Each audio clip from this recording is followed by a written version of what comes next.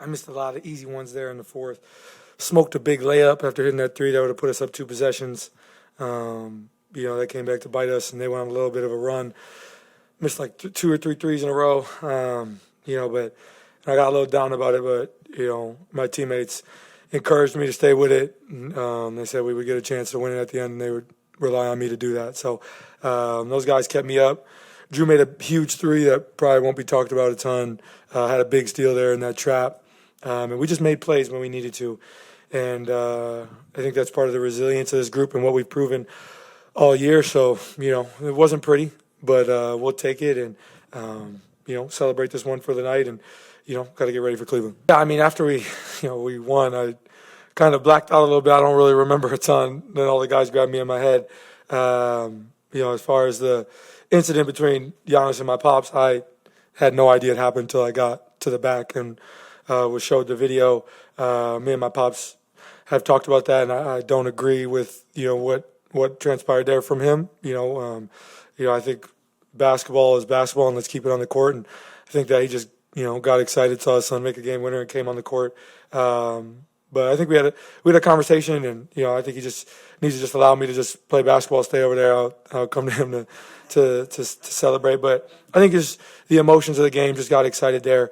But I talked with him. I'll talk with Giannis eventually about it. Just I don't think that my pops was in the right at all there, and unfortunate what happened in the end there. But I mean, this series was a lot of war of words, a lot of war of antics, a lot of stuff going back and forth, and that's just part of this rivalry and what we've built here over the last couple of years. And it's unfortunate what happened there, but I think it's just competition. And as far as my pops, again, I don't agree with what happened there. We'll have a conversation. Everybody's grown men, and we'll just go from there. I'm still kind of trying to process it, man. That was one of the craziest games I've personally been a part of. We never stop believing. I mean, I think this group, you've seen what we pulled off the past, 2-3 weeks of the season, whatever it was. And I think that was perfect because that was a perfect precursor to what the playoffs are. Now, granted, we didn't want to be in the position of being down by 20, but if we just so happened to be there, we knew how to manage it. And we knew how to lock in when we needed to. So just to get to overtime and hit timely shots and get timely stops, I mean, a lot of things went in our favor. So it was just a great overall team performance. Well, there's a lot of talk about rivalry and those kinds of things. From my perspective and our perspective, nothing but respect for the Bucks. What they threw at us to begin the game and really throughout the game was the thing that champions do. I mean, they come out and they throw everything, their heart and soul into it.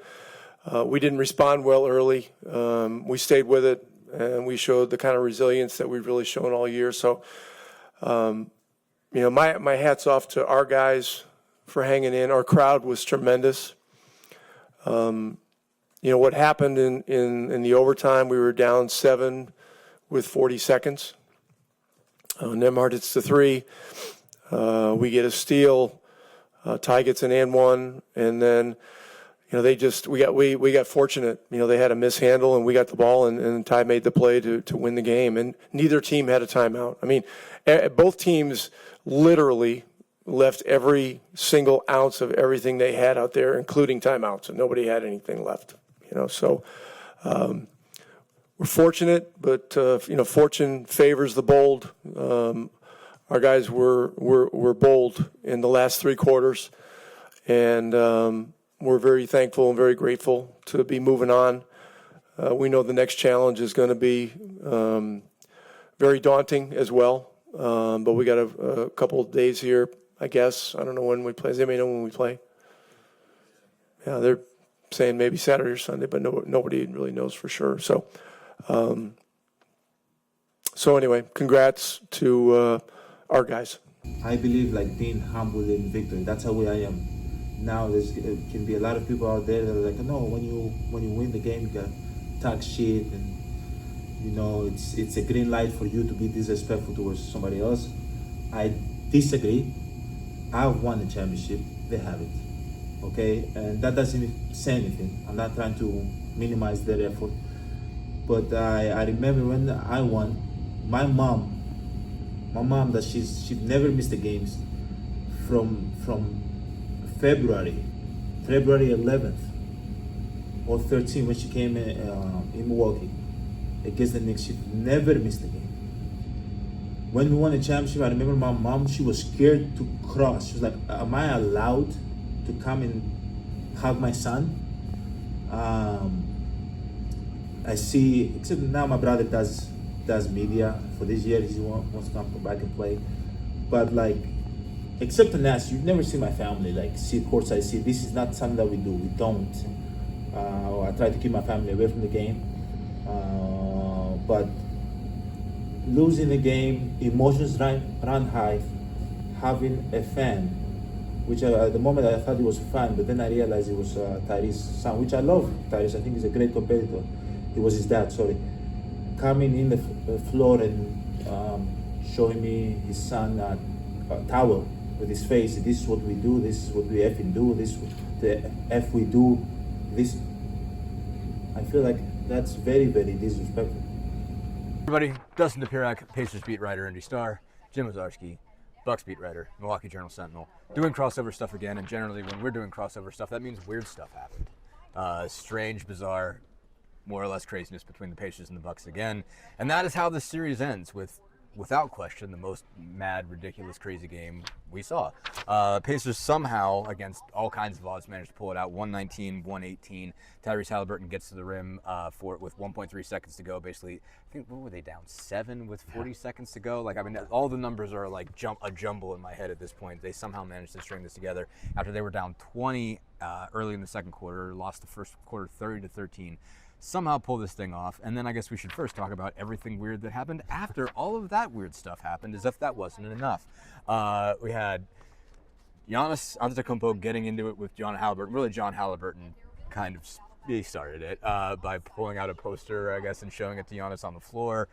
Giannis goes out and they butt heads. Tyrese Haliburton told us afterwards, basically he didn't know that happened because he kind of blacked out after everything went down. He and Giannis shared a pretty good moment, and then they parted ways. And then Giannis had a moment with Benedict Mathurin. Giannis and James Johnson then hugged it out. Basically, if you want to go hug it out, you do it with James Johnson because you have to say, okay, we're good. You know, it doesn't need to get really physical here.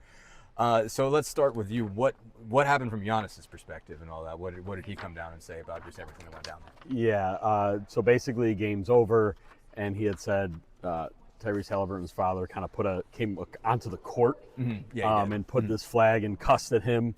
And as Giannis said, look, I don't take anything away from Tyrese or their team winning a game, but he's like, I won a championship, and that's just not how. You kind of act after you win. Sure. And so he used the word disrespectful, felt it was that. It was a pretty lengthy rant. Be sure to check out jsonline.com and you started to see all of that. But he ended it about 4 minutes in saying, like, look, it'll be in a good place with Tyrese. Acknowledging emotions are high, but just felt, to end a game in that way, feeling that way. Little over the line, like literally on the baseline. I think it's probably this line. Literally on the baseline and even sort of in a sportsmanship way. Sure. No, exactly. And Tyrese kind of said the same thing. Just to give some perspective, anyone who doesn't know doesn't know about John in general. I mean, he's just a very excitable guy, but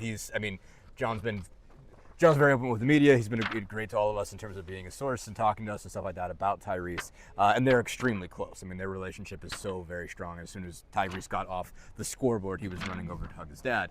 And then Tyrese got back from the locker room and saw the video of what his dad did. And he was like, oh, my God.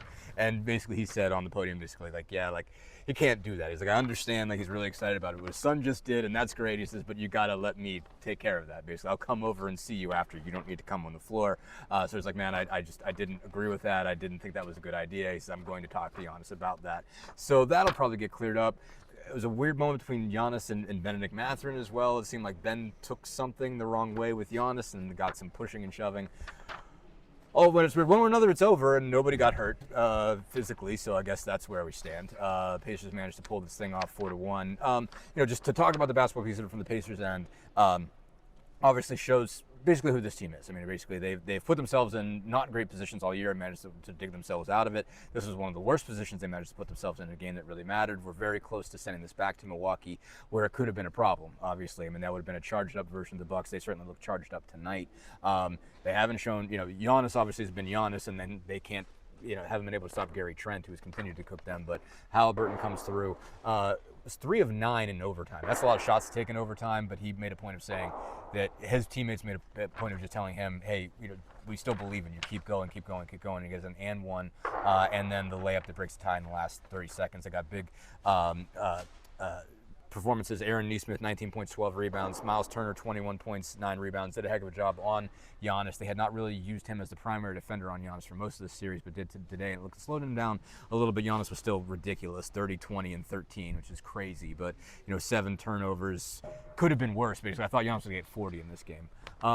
So a lot of good things on the paper side. Basically, obviously, the question for Milwaukee going forward is, okay, what happens now? Certainly, Dame Lillard is going to be done with Achilles tendon tear. It's going to cost him a lot of next season. Questions about where Giannis stands. Where do where do the Bucks take from this year now, and where do they go from here? Yeah, look, Giannis, It's a lot to throw on you right yeah, there. Giannis was asked post game about that, about winning a championship in Milwaukee. He's like, look, I don't want to do this. Mm-hmm. He's like, I understand what I say or don't say is going to be taken in a certain way, and that non-answer, of course, will be taken a certain way. Certain way, yes. Giannis, look, actions over words. He's been in Milwaukee his entire career. He has signed multiple contract extensions. The latest of which just begins next season. Look, Dame Lillard probably out for all of next year. I mean, best case scenario, he's back about this time, right? So really going forward, it's probably this version of Giannis. Sure. Not that you'd expect 30, 20, 10, but in reality, Dustin, Right. he He's gonna have to averaged do so 30, much. 14, and 9 without Dame.